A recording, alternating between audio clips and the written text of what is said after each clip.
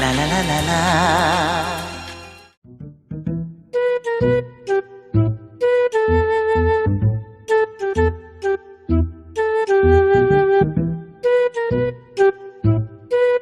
السلام علیکم. وعلیکم السلام. دلته هغه پالي کوم یو دی مشهور؟ پالي مشهور. دا چې لاړ شي داسې تاو شه به د مخامخ کمره کې ناست حج یو. حج ځه، حج. دا دې مال شه.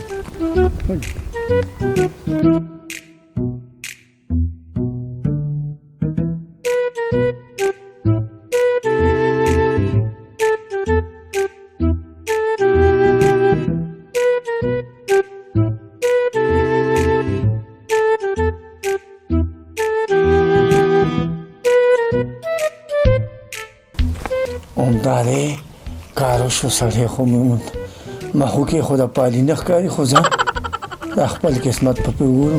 راشئ پال وګورئ او د قسمت حال وګورئ.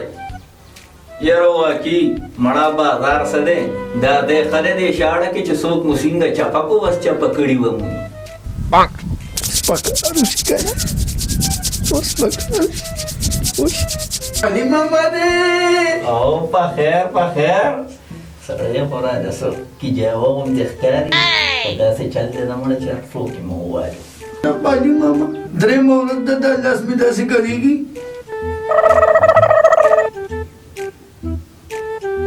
اوهو دا دې خو ګټه ده که نه پیسې درته را روانې دي.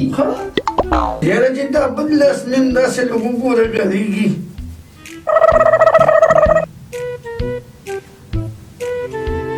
نه بل لاس دې چې ګرېږي که نه نو دا تا نه پیسې روانې دي. یاره پالي کاکا دا خپل مې هم داسې کړېږي ته لږ وګوره دا څه وجه ده.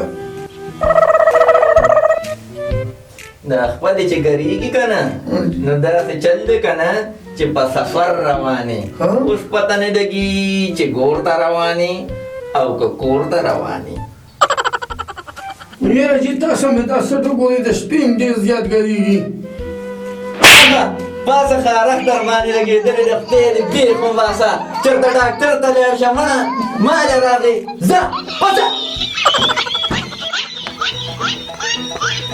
زه یې خو بې عزته کړم خو داسې ښکاري چې جوړ په دې زنانه باندې په خارښ لګېدلی دی. الله دې خیر وکړي نو.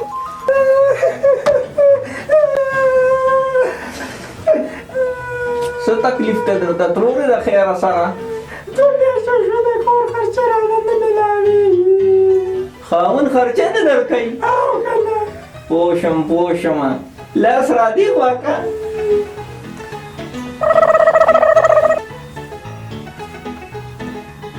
بچي دې شته؟ مال د خدای اته بچي مې دي. افرین د الله نیکبختو مونږ یو ځان نشو ساتلی او تاسو اته بچي ساتئ. څوک چې پیسې نه راکوي ګزاره مو نه کېږي. فلحال خو ته ماله 200 روپۍ فیس راکړه نو بیا درته مشوره در کوم الله به خیر کړي. پیسې به له خو زه خو پردو کورونو کې لوښي وینځم که الله والا ګزاره نه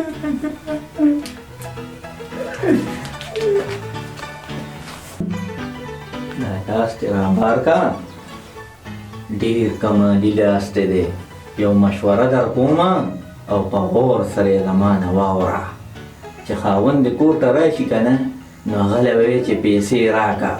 ظاهره خبره ده تا له وایي پیسې نشته او که نه به بلکل همداسې به وایي. داسې به وایي او که نه به وایي وایي به بلکل به وایي. مشوره در کوم او په غور سره یې له مانه واوره چې کور ته لاړه شي نو چې ترې له به لاس کې او ښه به یې وغوربې ښه چې ښې وغوربې که نه نو وله به وې چې دا ته بچي ساتي او که نه ساتي. دا مشوره چې تا راکړه دا صحیح ده که نه؟ بلکل مې صحیح درکړه. بلکل صحیح ده. بلکل مې صحیح درکړه.